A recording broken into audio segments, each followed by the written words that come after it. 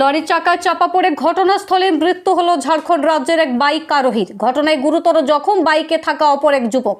ঘটনাটি ঘটেছে সোমবার বেলা 11টা নাগাদ পুরুলিয়া জেলার বলরামপুর পুরুলিয়া 32 নম্বর জাতীয় সড়কের কেন্দাডি মোড়ে। মৃত ব্যক্তির নাম ধনঞ্জয় পরামানিক, বয়স আনুমানিক 35 বছর। অপরদিকে জখম পরিমল পরামানিককে বলরামপুর থানার পুলিশ উদ্ধার করে স্থানীয় ভাস্কর হাসপাতালে নিয়ে আসলে চিকিৎসকেরা তাকে পুরুলিয়া মেডিকেল কলেজ ও হাসপাতালে স্থানান্তরিত করেন।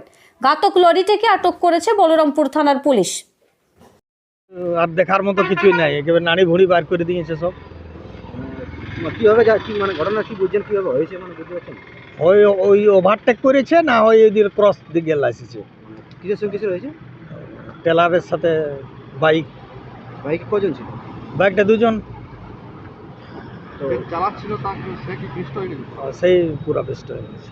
তারপরে আরেকজনকে নিয়ে গেল থানাতে, মানে কোনো চিকিৎসার জন্য নিয়ে। মোটামুটি 45 মিনিট হবে কিছু।